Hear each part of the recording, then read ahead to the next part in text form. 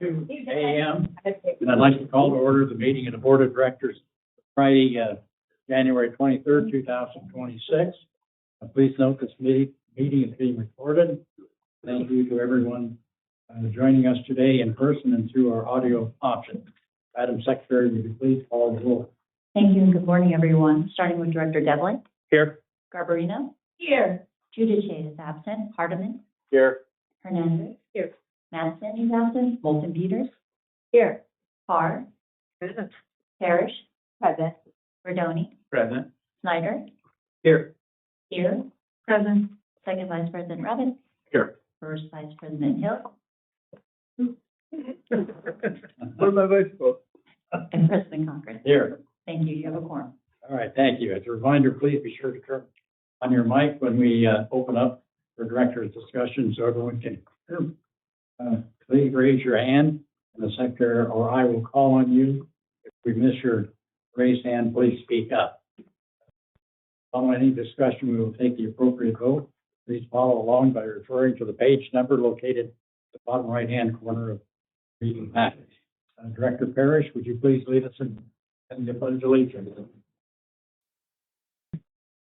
I pledge allegiance to the flag of the United States of America and to the republic for which it stands, one nation, under God, indivisible, with liberty and justice for all. Thank you. And we'll move on to the agenda item number 4, public comment. Madam Secretary, please continue. Thank you. Agenda item number 4 is public comment, and we're taking comments for any and all, for anyone who wants to speak early, any and all comments today's agenda. We also have a speaker's card for item number 10A, so we'll get to that one later. We'll call you to join us at the end of the table there, and you'll have 3 minutes since we don't have a lot of people for public comment. After that, I'll turn it over to the folks on the phone. First person I have is John Bedard.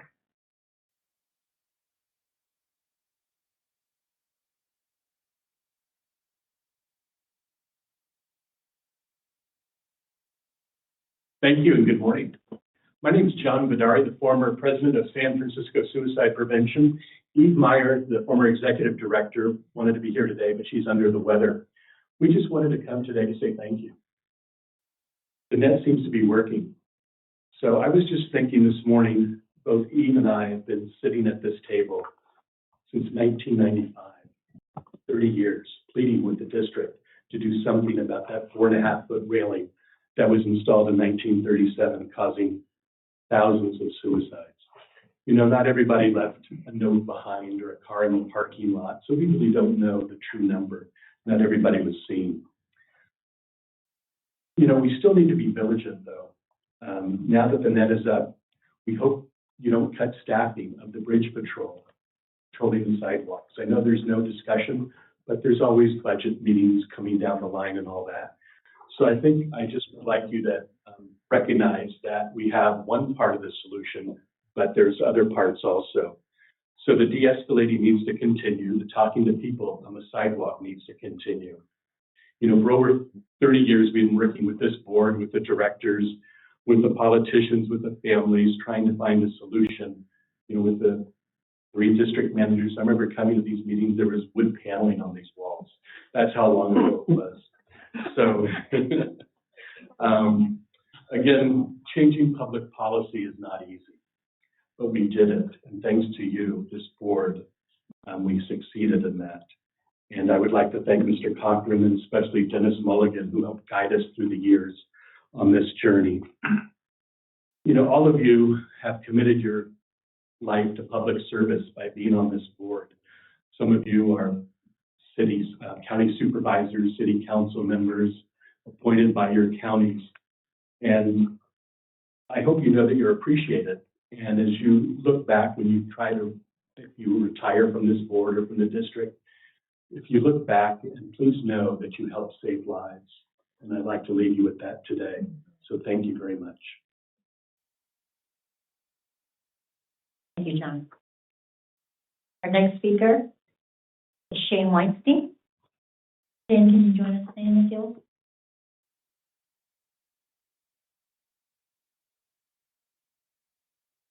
Good morning, directors. Shane Weinstein, President of HU 1575. Bert, congratulations.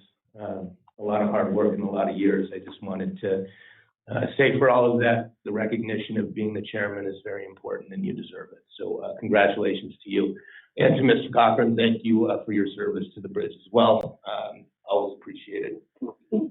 And I come here to talk about the general manager's report. Unfortunately, there's a few things in there I could probably talk about, but today I'm going to talk about between pages 39 and 42. This continues to be a regurgitated report that really needs to change. There has been progress. Whether that progress is good or bad, this is just the same report over and over and over again. I want to put out some facts there. Our plan is 42% funded. 42% funded. It went from 47% funded to 42% funded in 1 year, and there is no plan to fix it. There's no plan to fix it. This board was reported 2 years ago that there is nothing that the union has to value. It was between 1 and 2%. We're at 42% funded, so we get to 44. What do we do now? Every actuary has jumped on tables yelling contributions, contributions, contributions. It is not anything that is in this report. And if we're going, there has been progress made. The district has told me, so please can we update the directors on what's actually going on right now? Reporting on past money managers doesn't do anything. Nobody, both district and union, were even on this board when a lot of this stuff that we're talking about was going on. We need to get more current with what's going on. This is an emergency. If anybody at this table has a pension or is going to have a pension, I can assure you it's not funded at 42%. And I can also assure you that the actuarially determined contribution wasn't paid on your plan year after year after year after year. There isn't one person sitting at this, except for me, except for my members. I ask for your help. We have nothing of value. The actuaries are saying contributions. We need the district to fund the pension, period. There's nothing left. Thank you so much. Thank you, Shane. Our next speaker is Dave Rowe. Dave, please join us at the end of the table. Good morning. My name is Dave Rohde. I'm the San Francisco Policy Co-Chair for the Climate Reality Project. At the end of last year, I talked about the Bridge District's success in preventing the emissions of 28,000 tons of CO2 annually. I'd like to build on that theme. But before I get into that, I'd like to congratulate the district management, board, and staff members on this week's New York Times article. In praising your efforts to prevent Golden Gate Bridge suicide, the article quoted you, Mr. Mulligan, in saying, the assessment is that the net is working as intended. We're trying to reduce the numbers of deaths. That's what government should do, protect the public. If I sum up the commitment you all made to build the suicide prevention barrier in one word, it would be aspirational. You aspired to the laudable goal of saving people's lives, and you accomplished it. You took further aspirational goals in 2024 when you hammered out and passed a strategic plan initiative. Some of you board members were part of that work and some of you joined afterward, but I urge you to revisit it. If you don't have a copy, I'm sure Ms. Ko Wong will avail you of one. One of the initiatives committed to, and I quote, a long-term clean energy plan with implementation timeline. To work toward that goal, you must include reduction in overall carbon emissions. To do that, you need to establish a baseline. And that baseline is not about the 28,000 tons of CO2 emissions you're preventing, but a clear science-based understanding of what your own emissions truly are. What's known as, and this baseline requires 3 scope analysis. 1, your own emissions. 2, indirect emissions from purchased energy.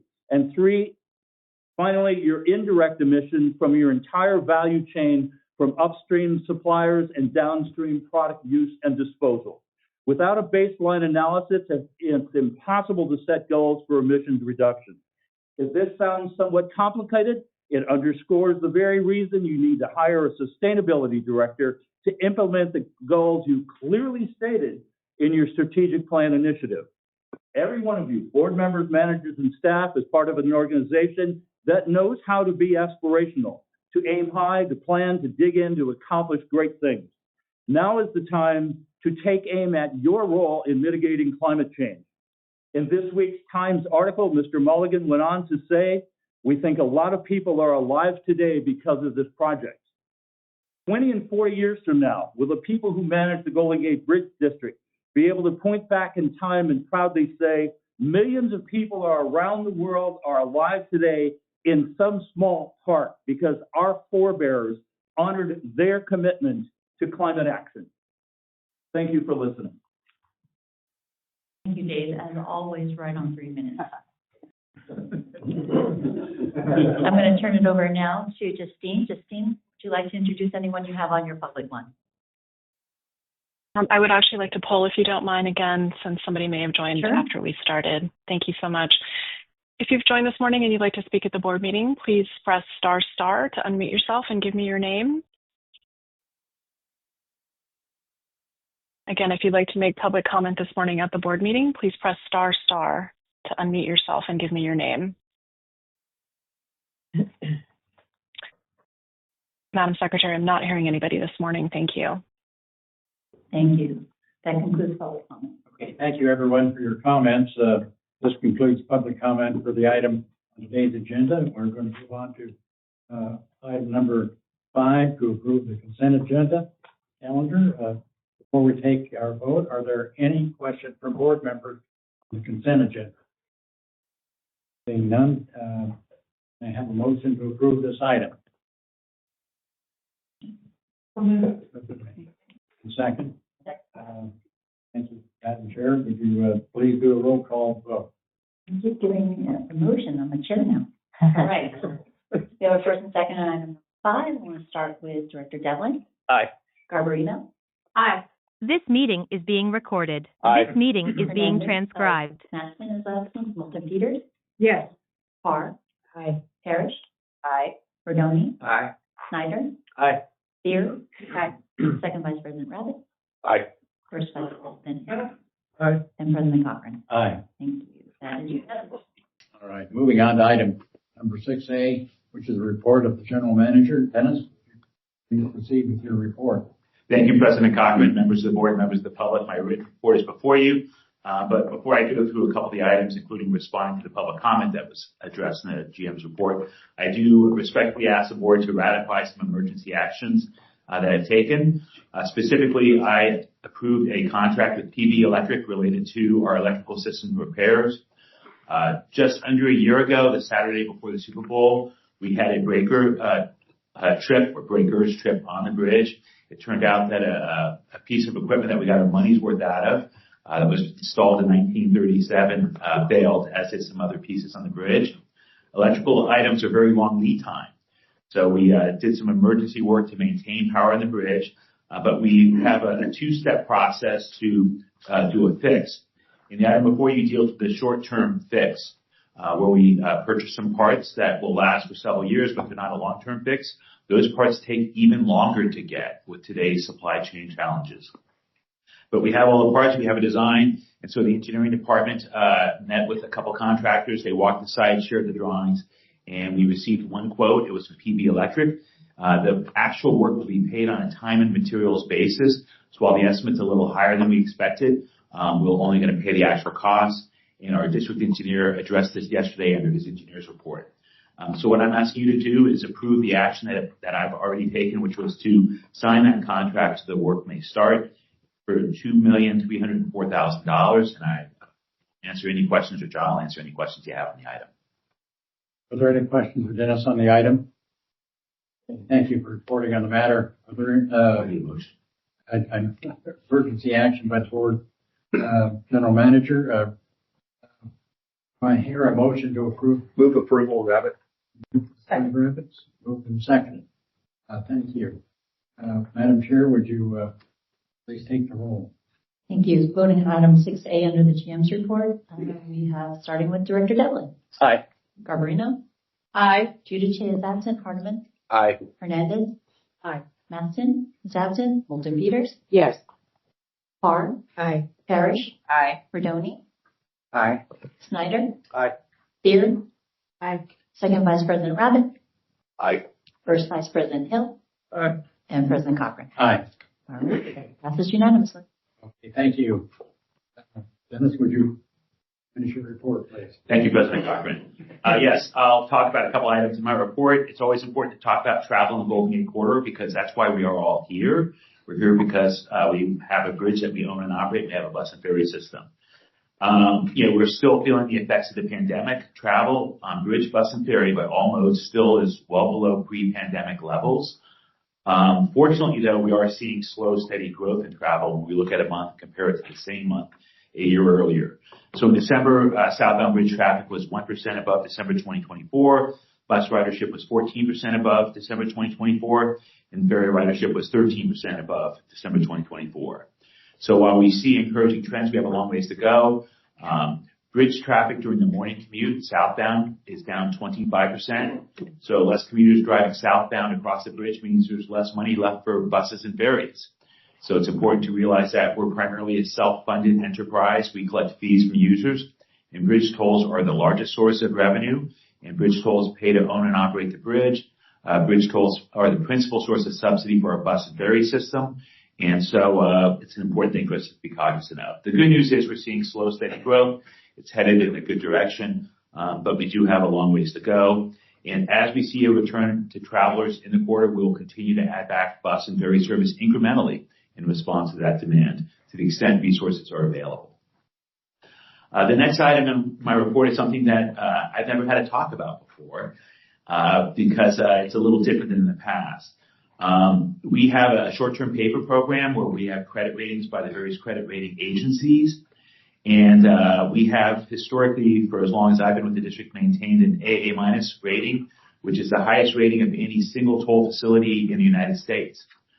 In December, S&P Global Ratings affirmed that rating, but with a caveat. They revised our outlook from stable to negative. So what that means is that the revised outlook to negative indicates that there's a 1 in 3 chance that they'll lower our credit rating over the next 2 years, unless we put together a credible plan to achieve sustainable structural balance between operating funds coming in and funds going out to do our operations, but also for our capital program. So it doesn't mean the sky is falling. It's just kind of a sharp elbow nudge from the rating agencies to say you still have some more work to do. This agency's been doing a lot of work. We've been focused on expenses. We've been keeping expenses down. But bottom line, what it really means is that as we make decisions, we need to look at what those decisions cost. We do not have the latitude of surplus funds.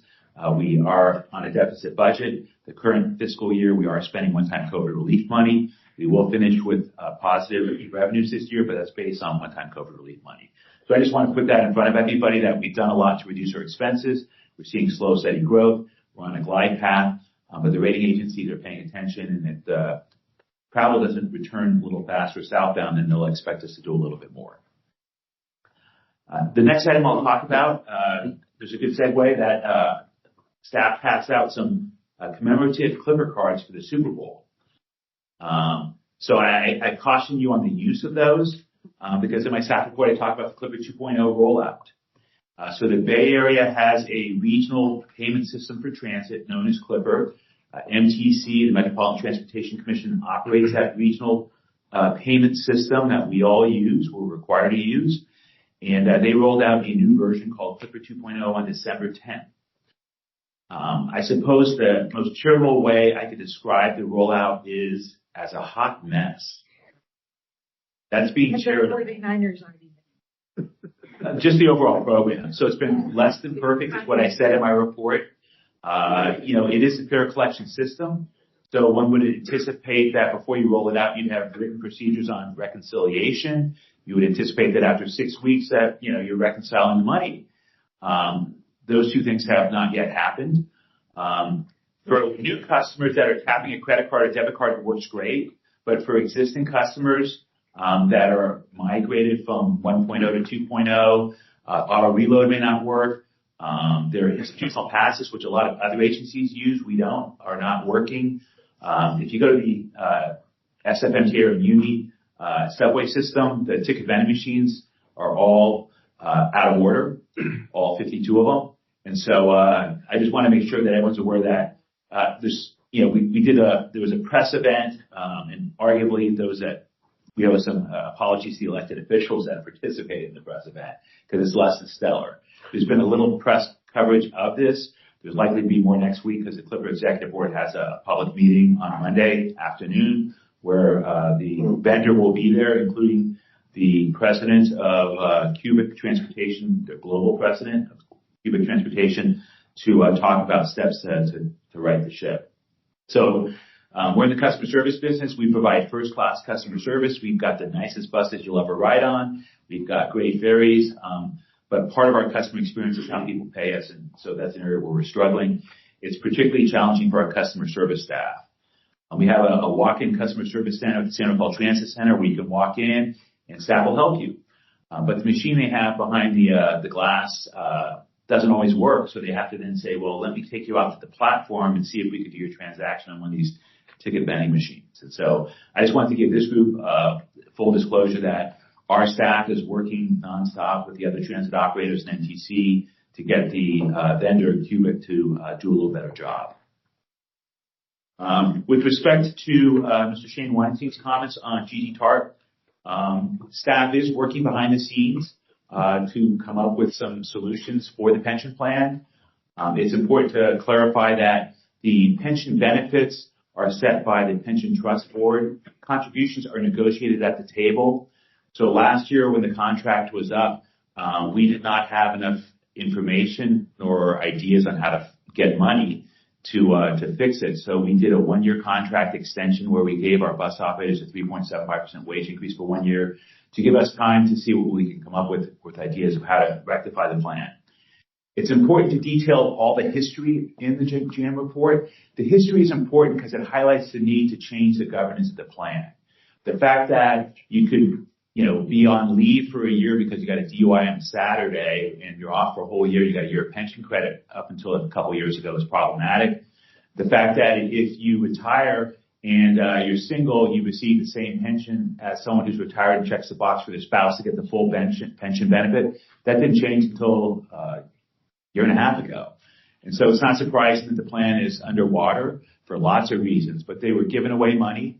They're still giving away money in one area. If you're underfunded at 44%, you want to at least start bailing the ship out. They give away money for early retirees. If you're a bus operator, you're 50 years old, and you have 30 years of service, you retire, you get the same monthly pension as a bus operator who's 60 years old and drove for 30 years. But that 50-year-old person's going to live 10 years longer and get 10 years more payments. So every other pension plan reduces the monthly pension check for someone who retires younger. Because younger operators are going to live longer. And so there is still more work to be done, but it's important to highlight all that because as part of our solutions that we'll be bringing to the bargaining table later this year, we will be proposing not benefit changes, we'll be proposing a governance change so that we don't put a lot of money in a pension that continues to give it away, or a year later, different trustees decide, well, let's give it away again. And so it's important to fix the governance structure. It will be very expensive. We believe we have a moral obligation to fix this, so we're looking at creative ways to free up money elsewhere in the district budget so that we can bring this pension more in line with all the other pensions. It's important to note that our employees participate in one of 4 different pension plans based on their collective bargaining agreement. The other 3 pension plans are not in this shape because they have a different governance structure. That's my thoughts on GT TARP, but please know staff is working hard. And we hope to be able to have some ideas that we can share at the bargaining table, which is where this will be negotiated ultimately, that addresses governance and puts a whole lot more money into the plan over a period of time. I think hopefully the trustees are heartened to hear that staff is working hard on that, and we'll be coming back to you on that. We now come to the part of the meeting where we recognize people, and I have this distinct honor of asking David Rivera, our bridge manager, to come up here. David celebrating 30 years of service with the Bridge District. Dave started with the Bridge District as a part-time toll collector 30 years ago. Then he became a toll collector. Then he became a bridge sergeant. Then he became a bridge lieutenant. Then he became the bridge captain, and now he's our bridge manager. So David is responsible for all the maintenance and operations of the bridge 24 hours a day, 7 days a week. While he was working for the Bridge District, he went to San Francisco State and got his degree. David has a military background. Before he worked for the district, he was in the military. In between his time active in the military and in reserves, you have 26 years. He is an exemplary person for all of us.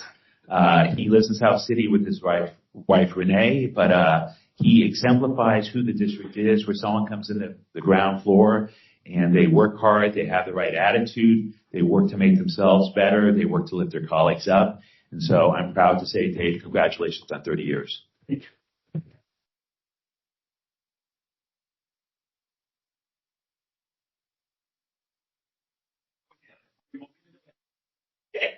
We got looking.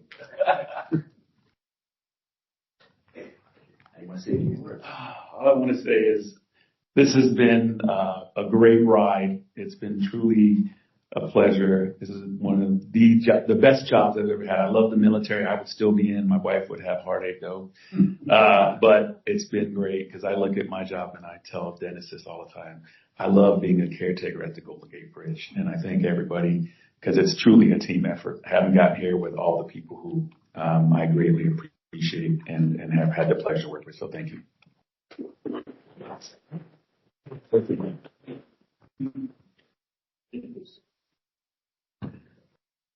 So the next person that gets to celebrate some longevity here at the Bridge District, I'd like to invite Director David Rabbit to come up here. He's surprised, which means he didn't get to that page in the GM report. Director Rabbit is celebrating 15 years of service to the district on this board. David is a Sonoma County supervisor. In that capacity, he sits on, as all supervisors, on lots of different boards dealing with all sorts of issues. He also participates in several statewide organizations because of those roles on governance in water and a whole host of issues. He's also on the SMART board. David is an architect by training. Go Ducks. Went to Oregon. He lives in Petaluma with his wife, who is a UCSF nurse, and they have 3 adult children. And it's my distinct honor to welcome my former classmate.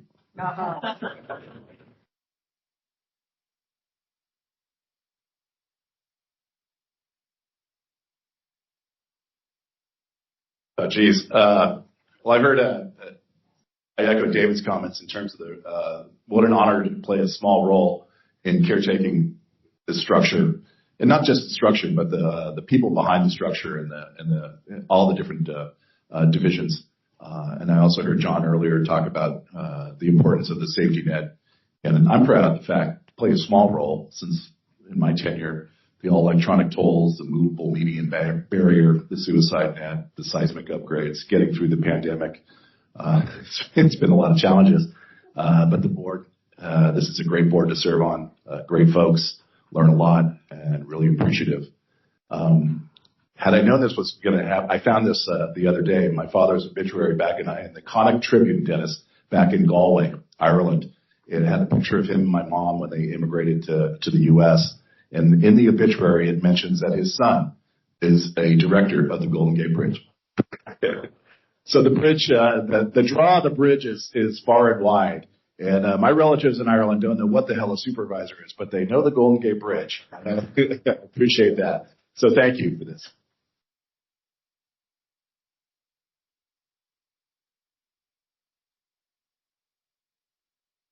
So going down the list here. Next up, we have a 5-year service award. So I'd like to ask Supervisor Director Dennis Rodoni to come up here. Supervisor Rodoni has a long history in Marin County. He currently resides in Olema with his wife Judy. Supervisor Rodoni's family goes back 4 generations to the 1860s in Marin County. Long history in Western Marin County. Supervisor Rodoni met his wife Judy while he was teaching in Australia. Then they moved back to Marin. He's a public school educated in Marin, West Marin, and Chico State. And he's been a contractor for about 35 years, been in elected office now for a while, and we're blessed to have him on our board.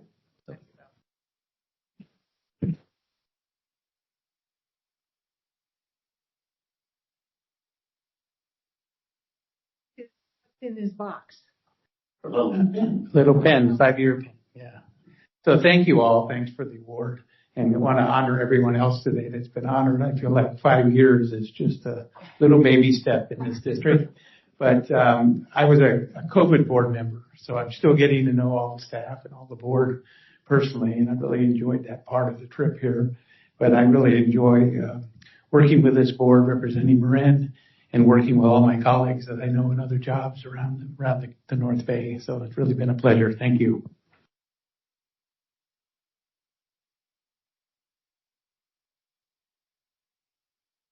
Going down my list now. Now I'd like to ask Jennifer Minucci to escort our Employee of the Month up to the front of the room. The Employee of the Month committee is made up of employees, not me or not other managers, and they have nominated storekeeper Christopher Coronado as the Employee of the Month. He's been with us since about 4 years now. He is a storekeeper working here at the Bridge, and he's recognized by his colleagues for his tremendous attitude and the way he gets the job done, and everyone felt that he just embodies what the Employee of the Month should be. Chris lives in Hayward with his wife and his 3 children, and we're fortunate to have him here at the Bridge. The stores department is one of those behind-the-scenes departments that keeps all the other departments running smoothly.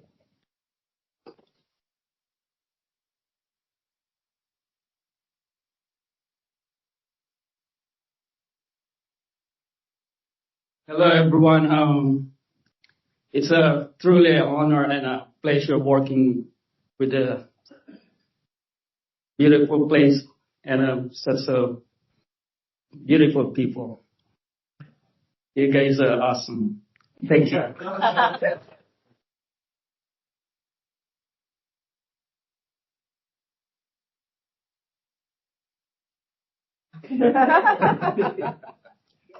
President Cochran, that concludes my report. Are there any questions of Dennis on the rest of his report? None. Thank you, Dennis. I would like to make a comment. Last week, Dennis gave Director Hernandez and Devlin and myself a tour of the north span of the bridge on the hanging scaffolding, and I just want to thank Dennis for taking his time out of the day. It was very impressive. The bridge is doing a great job. The scaffolding is secure. I was impressed how clean everything was, and this is a very well-oiled machine, and I like to hear the story of David Riviera coming from a toll taker to being a manager. That's impressive. Warming up from within is the best way to keep something like this moving. So thank you very much, Dennis, and we appreciate it. Thank you, Greg. Holly? Yes, I wanted to speak about the pension.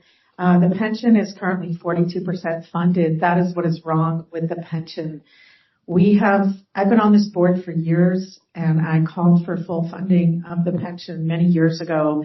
I'm very disappointed to hear the report today. I do not believe exacting more and more concessions and finding more and more fault with a pension for our employees that needs to be funded. So this idea of changing the governance, last year it was we had to exact more benefits from the pension, which was something I did not agree with. Now, looking at governance, it's just a way to prevent us from funding this pension.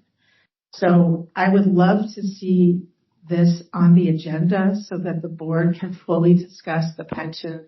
I'd love to see the actuary come back so we can get a report of what we need to do to fund the pension. And, these are our employees. These are our workers. These are our bus drivers. And I feel very uncomfortable every year not funding the pension, and it goes down more and more and more. And I wanted to make those comments. I'm hopeful that we can have a full discussion at the board about this. I also want to congratulate everyone on a separate note on their awards. David Rivera, congratulations, and congratulations also to David Rabbit and Dennis Verdoni. If I may. And everyone else who received an award, sorry. If I may, so we are focused on fixing the pension, It is subject to labor negotiations, so we generally don't do labor negotiations publicly. We can talk about the condition of the pension publicly, and we have had a presentation done. I don't believe been any change in the status of the pension since the last presentation to the board by the actuary. But I have committed to board leadership that our goal is this year to come up with a plan that will right the pension. Governance is important, though, because it has been grossly mismanaged over the years. And I can say that publicly because I can back it up with facts. And this pension still has an early retiree subsidy that it gives away. And arguably, it's immoral for a pension trustee to hit the 25 or 30-year mark and retire early, and then say someone else can fix that early retiree after me. And so they have an early retiree subsidy. Every pension is founded, every other pension is founded on a fundamental concept going back to the first pensions in the 1600s for the widowers of clergy in Scotland. That was the first pension. And the fundamental concept is you get contributions in, and those contributions plus the earnings on those contributions are the amount of money you have to pay out over time to somebody. So if somebody is younger, they get a smaller pension when they retire. If someone has fewer years, they get a smaller pension when they retire. If someone has a spouse and they want the spouse to get their pension, they get a smaller check. That's how every other pension operates. This pension, to this day, does not fully operate that way. It's made major steps. My hat's off to the trustees over the last few years. They've made some hard steps. They now have an attorney who has a pension experience. They went decades with an attorney with no other pension experience. He worked for the Silicon Edge law firm. He had insular pension experience with this one pension. They had a they had a plan administrator, a sole individual that administered the whole plan, whose qualifications to administer this pension plan was her dad had been a bus operator for Golden Gate. So if you look at some of the things, how it's been done, the governance is a problem, and as part of the negotiations, when we go to the table with ATU, we will talk about a lot of money. We'll have to figure out how we come up with that, but we'll talk about a lot of money over time. We'll also talk about changing the governance. That'll be the recommendation from staff. The board, as a matter of policy, could ignore our recommendations, give us different guidance at the negotiating table, but that would be a disservice to our ratepayers. Because the other thing you have to counterbalance against all this is if you have a pension that's giving away money, is that fair to toll payers? Do you think that our toll should be as high as it is, knowing that for decades we had people that would work and then walk away and they get a pension that's different than the people across our bridge that are paying the tolls? So we are focused on this. We will be coming back, but we'll take the bargaining proposals later to the Labor Advisory Committee. It will not be a public discussion about what those proposals are, but our goal is to fix this pension this year. That is our goal, to have a viable plan. We acknowledge that it's in horrible shape. It's in horrible shape for lots of reasons. Contributions is one of them. Contributions are negotiated, but benefits are set by the trustees. They raised benefits at the trustee level years ago, so they have the authority to get rid of the early retiree subsidy, and subsidy is what it is. And I know many of you are on pension boards or have pensions. I've read your pension plans, and if you want, I can tell you that your pensions don't have the things that this pension has, and that's why your pensions are in much better shape than this pension.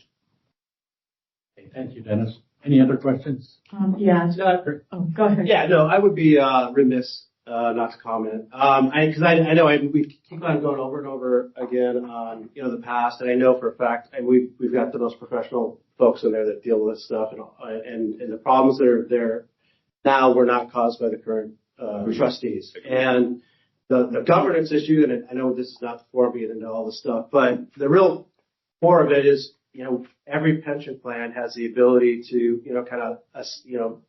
get the ARC paid. And we have absolutely zero power. So as far as the governance goes, the fact that we can't,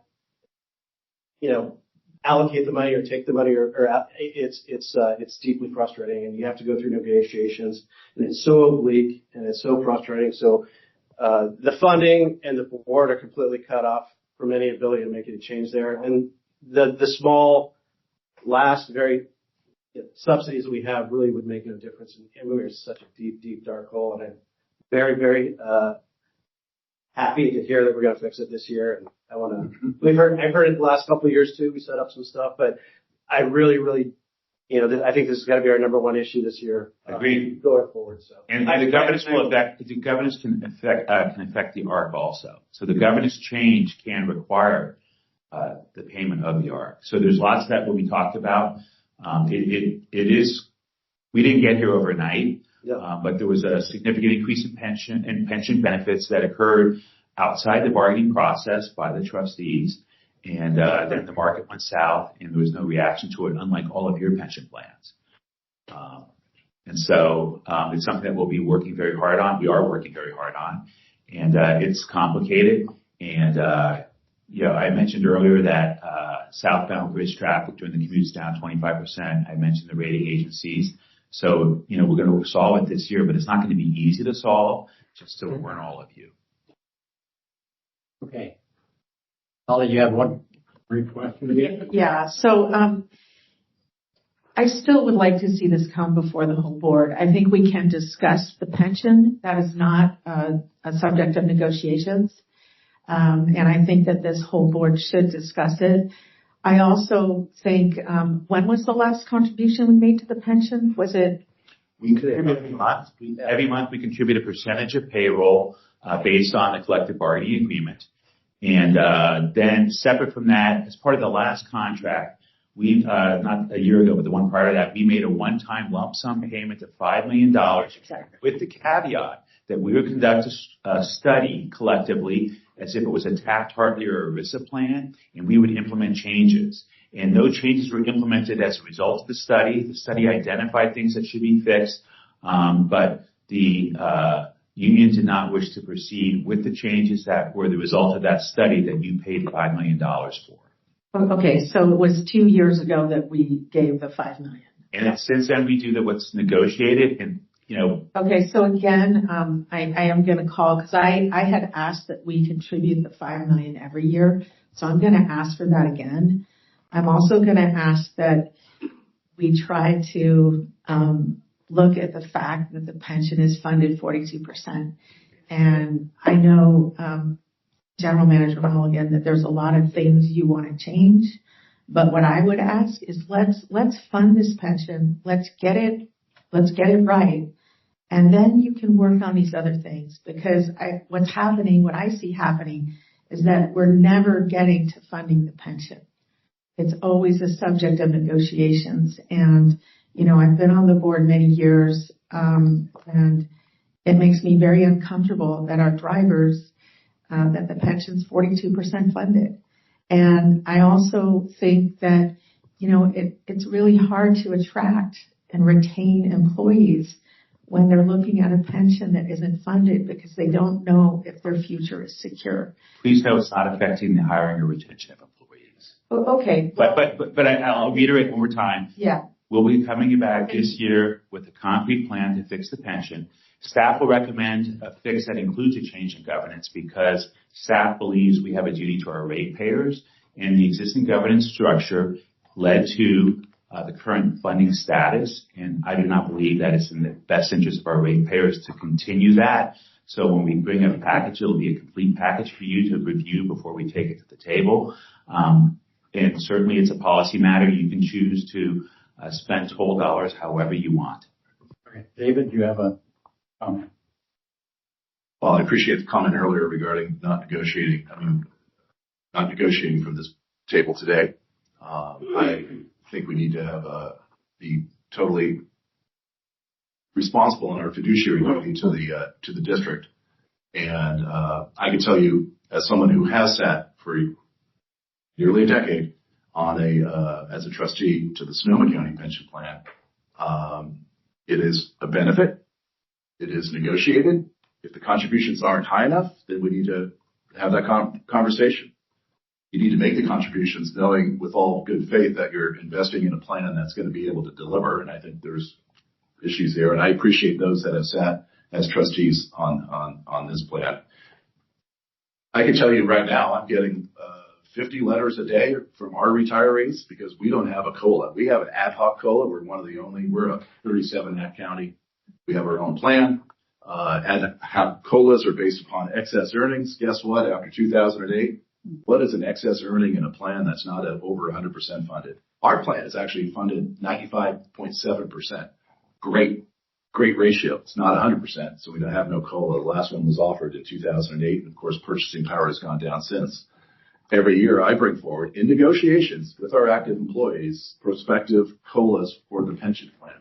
A 1% COLA in our county costs $24 million annually, and who's going to pick it up? I don't know what the contribution rates are here, and well, I know that I had that somewhere. Our total contribution rates combined, employees pay 12.03%, and the county pays 20.25, so 33% overall of payroll. It's a big number. It's something that we really need to sit down and figure. I know and appreciate the progress that has been made, but I also know there's more progress that needs to be made before we start throwing out numbers at a board meeting irresponsibly, in my opinion. Thank you. Thank you, David. Let's move on. I just have one thing. I also believe, Director Rabbit, thank you for those comments, that I do not believe the ATU pension has a COLA either. So that's something that is kind of important as well. And COLAs need to be paid for. As Dennis said, there's three elements. It's really simple. Yeah, you make contributions, you invest those dollars, and you have a plan and an actuary that tells you how you're going to propose to spend them over time. And it's all got to be part of that. The reason we can't give a COLA is because it's not included. We don't collect the money for a COLA. You don't pay for it. You don't get what you don't pay for. And it's simple as that. And I think we need to continue having this discussion.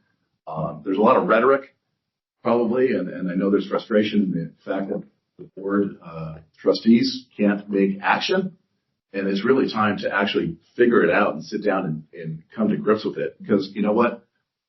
Both parties need to step up and honestly be adults at the table. Okay, thank you for your comments. Dennis, is there anything else? I think I've said it. All right. We're going to go on to item. Me too. Number 6B, which is our attorney's report, and I'll turn it over to Catherine So for her report. Catherine, please proceed. Thank you, President Cochran. Good morning, Board of Directors. Our attorney's report begins on page 51 in your agenda packet, and it summarizes the matters we've worked on for the district over the last month since your last meeting. I'm happy to answer any questions.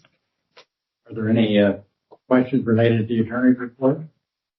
If not, thank you, Catherine. We'll move on to number 6C, which is our report from the district engineer. Reminder that the engineer's report can be found in Building and Operating Committee meeting packet as agenda item number 5. And John, will you present this report? Please proceed. Good morning, President Cochran, members of the board. A couple items I just wanted to highlight. First, with regard to the seismic retrofit project, we issued the notice to proceed for the 5th of January. So the contractor is progressing with their work plans and other preparations necessary before they could actually come on site. They also have a number of their subcontractors and suppliers on board, so they're progressing according to schedule. Suicide deterrent project, the contractor has completed removal of all of their remaining temporary access platforms on the bridge, so there will be no more nighttime lane closures associated with that project. But we will be working, engineering, we'll be working with Bridge Division, Dave Rivera and his staff on doing some other repairs, which will necessitate both daytime and nighttime closures. So you'll be seeing some of that coming up. With San Rafael facility, I wanted to report that we're waiting for PG&E to complete their work on their transformer before we could complete that job and get the solar panels up and running and that job completed. And I did want to report that we successfully completed some work at Larkspur Ferry Terminal. Berth 1 is back in operation, and Berth 2 is partially in operation, and that work is progressing well. And I'm happy to answer any other questions on the engineer's report you may have. Are there any questions of John on his report? Sabrina? Thank you, Mr. President. I just wanted to also thank our engineer.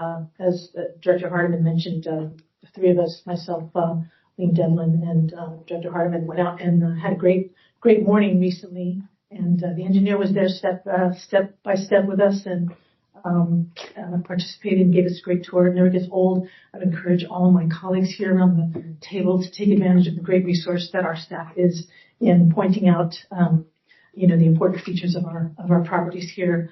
And more importantly, even to meet some of the folks that maintain our bridge, that do the inventory at the bus division for parts for all the diesel equipment there.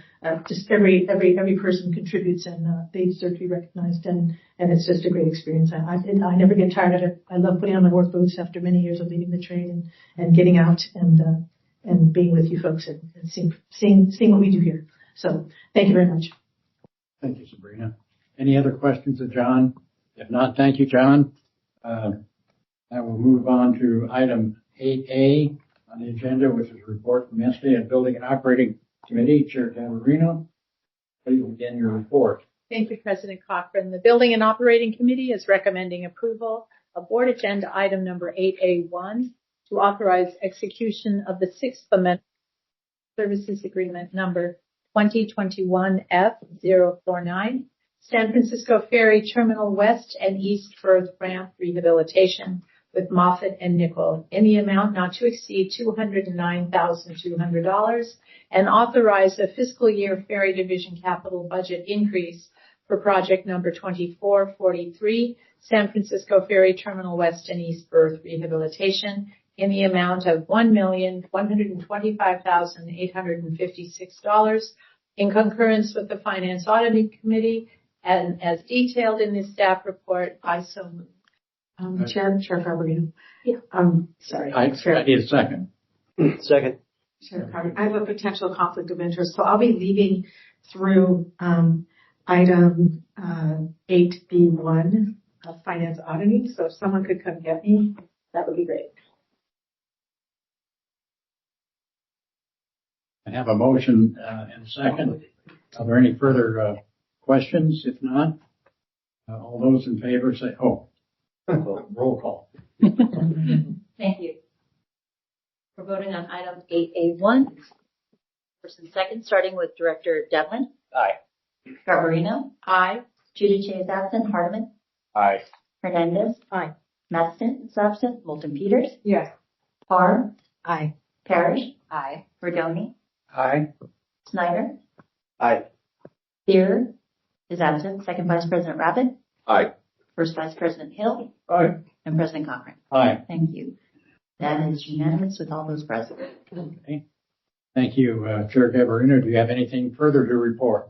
Mr. President, that concludes my report. Okay, thank you. Continue on to 8B on the agenda, which is a report from yesterday's Finance and Auditing Committee meeting. Chair Rabbit, would you please present your report?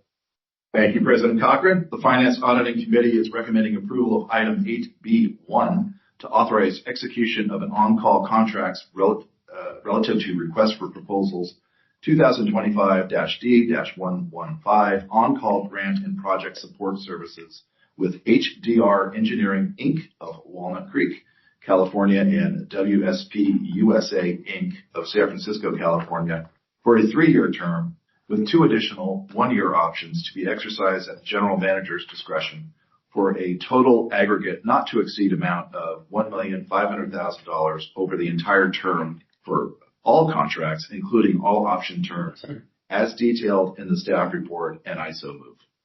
I have a motion. Do I have a second? Second. It's been moved and second. Before I ask for the vote, are there any questions related to this item? If not, Madam Secretary, would you please take a roll call?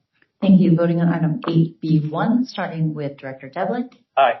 Garbarino. Aye. Giudice is absent. Hardeman. Aye. Hernandez. Aye. Maston is absent. Moulton Peters. Yes. Parr. Yes. Parrish. Yes. Rodoni. Yes. Snyder. Yes. Aye. Thier is absent. Second Vice President Rabbit. Aye. First Vice President Hill. Aye. And President Cochran. Yes. Thank you. That's a unanimous vote with all those present. Okay. Thank you. Chair Rabbit, would you please continue with your report? Thank you, President Cochran. The last item for approval is item 8B2 to receive the independent auditor's single audit report for the year ending June 30th, 2025, as submitted by Eide Bailly LLP, as detailed in the staff report. Special thanks to Cody and Jennifer and the entire team for doing such a great job. And I so move. Been moved and second. Before I ask for the vote, are there any questions related to this item? If not, Madam Secretary, please take the roll call. Thank you. Voting on item 8B2 with the first and second, starting with Director Devlin. Aye. Garbarino. Aye. Giudice is absent. Hardeman. Aye. Hernandez. Aye. Masson is absent. Moulton Peters. Yes. Parr. Aye. Parrish. Aye. Rodoni. Aye. Snyder. Aye. Steer. Aye. Second Vice President Rabbitt. Aye. First Vice President Hill. Aye. And President Cox. Aye. Thank you. The motion passes. All those present. Thank you. Chair Rabbit, do you have anything further to report? Mr. President, that concludes my report. Thank you. Moving on, we have nothing under item 9. Continue to item 10A, which is a report from the Advisory Committee Nomination of Officers. And, Chair Rabbit, begin your report. I believe it's Parr. Oh, I don't even look like Dick. You've been down here so long. I know. We're indistinguishable from each other. We need to change places or something. Yeah. Good morning. Thanks to President Cochran for appointing me once again to chair this committee. The advisory committee, consisting of directors Devlin, Giudice, Hernandez, Moulton Peters, Parrish, Snyder, and myself, met and recommends the following slate of officers for a term of up to 11 months or until their successors are elected, whichever comes first. First Vice President Elbert Hill, can I just say Bert, of San Francisco, to be president of the board of directors. Second Vice President David Rabbitt of Sonoma as first vice president, and Director Greg Hardeman of San Francisco to assume the office of second vice president. With thanks to my fellow committee members, I so move the approval of this slate of officers. Do I have a second? Second. Been moved in second. Any questions or comments from the board? We have one public comment to be made. Okay. Eli.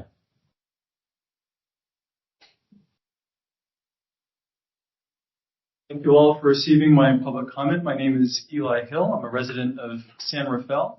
I am also the son of Bert Hill.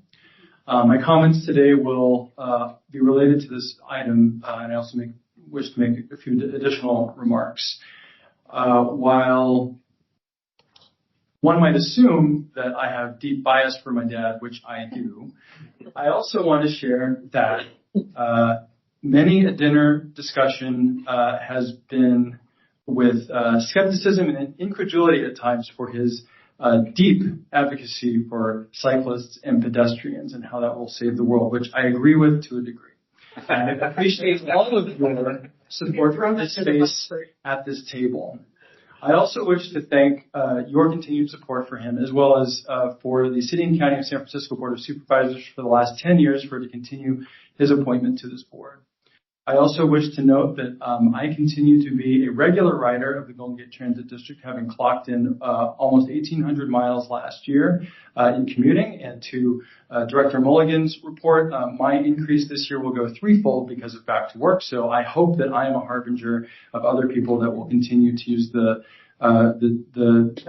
both the public transit as well as I'm a driver that will continue to contribute to the revenue. So thank you all for continuing to have custody over this bridge as an asset, as well as the public good it does for this community and the challenges that you continue to face. The bridge stands tall, both metaphorically and literally, because of your custody. Thank you. Thank you, Eli. All right. Chair Parr, thank you. I'll check the public line really quick, just in case. Justine, can you check your public line to see if there's any speakers or public comment on this item 10A? Certainly. If you have any public comment on this item, please use ** to unmute yourself and let me know. Again, if there's anyone that would like to make public comment, please press ** to unmute yourself and give me your name. Madam Secretary, I'm not hearing anyone this morning. Thank you for checking. Thank you. Director Snyder? Would now be appropriate to thank President Cochran and everybody for the gavel. I know. Yeah, no, I mean, I'm really looking forward to Bert. Well, welcome aboard. I'm looking forward to your leadership and commit to help you in any way I can in my capacity, in my other capacities as well. But I also just want to appreciate Jerry and the friendship that I've developed over the last couple of years. It's been a lot to me. I've learned a lot. I've heard some of the best. I mean, I could listen to your stories all night long. And he has. Yeah. Bartender at heart. Oh yeah. You got to get to the second martini with Jerry. And I understand you've become a better cribbage player. I have. I've improved my cribbage game. I had to up my cribbage game. So, I appreciate it. And the work, the $400 million that we've got secured back in DC. Some of the real tough issues we've had to deal with protesters. The changing of the administrations, we had some real high hopes, and then things shifted under your tenure, and you've just had grace, and it's been a great, and you run a great meeting, so it's been a lot to appreciate and learn all I have from you. So thank you. Thank you. All right. Jerry, I just want to say, I think one of the, kind of goes with what I said earlier, one of the great things about being on this board is being exposed and meeting people and getting to know people that you probably wouldn't have met otherwise. I can tell you for me, that's you, having been, you being your tenure here. And so proud to see you sitting in that seat and leading the bridge. But I can tell you, I also look forward to every bridge committee day meeting and board meeting, because I know I'll be able to have a conversation with you. And like Chris mentioned, there's always a good story, there's always a good laugh, and there's always something to learn and take away. And I admire the way that you handle yourself at the meetings and that you look out for the good of the bridge. So thank you for that on behalf of one up north. Yeah. Thank you, Jerry. This will seem a bit more personal because it is. In my tenure here, I've had some significant loss. And you have been so kind and gracious. Grace certainly is the word in your advice to me and your heartfelt sympathy and kindness and caring. Again, thank you. You guys are making me feel bad. You'll feel better tomorrow when you're not president. Yeah. I have it on good authority. Now, from the advisory committee, we have recommendation of Bert Hill as president, David Rabbit as first vice, and Greg Hardiman as second vice. And I have the motion to approve that. And I have a second. Second. I do have a second, but I'll get it earlier. Now, Madam Secretary, would you please take the roll? All right, it's your final roll. We have a first and second on item 10A for the new slate of officers, starting with Director Devlin. Aye. Garbarino. Aye. Giudice. Sampson. Hardiman. Aye. Hernandez. Aye. Maston is absent. Moulton Peters. Yes. Parr. Aye. Parrish. Aye. Rodoni. Aye. Snyder. Aye. Thier. Aye. Second Vice President Rabbit. Aye. First Vice President Hill. Yes, aye. You're supposed to kick him. And President Cochran. Aye. All right. The All right. motion's unanimous. Thank you. Now, with the new slate of officers approved, the second part of this item is to take off my presidency hat and pass it to our new President Hill. This is where I'll pass my gavel and thank everyone for their support over the years.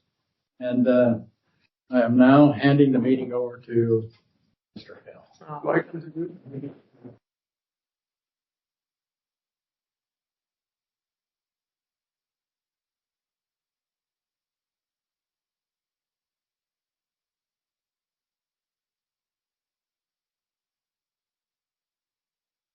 Is that a peaceful transfer of power? That was interesting.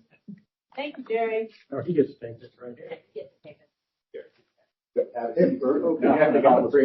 That's right. you're safe. You just lost your chair. Okay.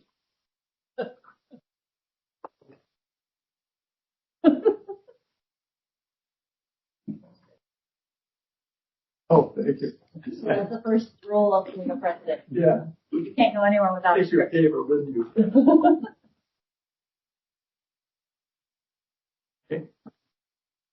I'm supposed to say thank you. Okay, can you hear? Thank you, Jerry. Before you hand over the gavel, I'd like to present you with a plaque to commemorate your presidency. I don't know how you're gonna bring this on. It's a weapon. Last one I had my grandson take it on. So. Wow. There you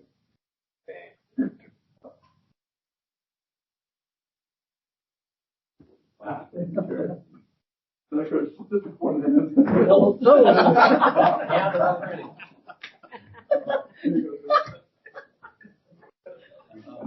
All right.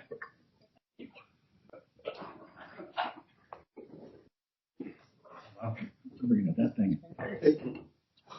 Taking us back to the agenda. Madam Secretary, can you continue where we're at? Thanks. Certainly, I can confirm we have no unfinished business under item 11 and no new business report under item 12. Item 13 is communication, and we did revise the communication. We did receive another restitution email. They do trickle in after a bit, so that's the reason why we have a revised communication. So if you need a copy of any communication, of course, you can feel free to contact us. I'll turn it back to you. Thank you. We have reached the end of the agenda. Thanks to everyone who joined us today for today's meeting. Everyone. May I have a motion to adjourn this meeting? So moved, Rabbit. Second. Second. Okay. This concludes the meeting of the Board of Directors. The time is 11:08.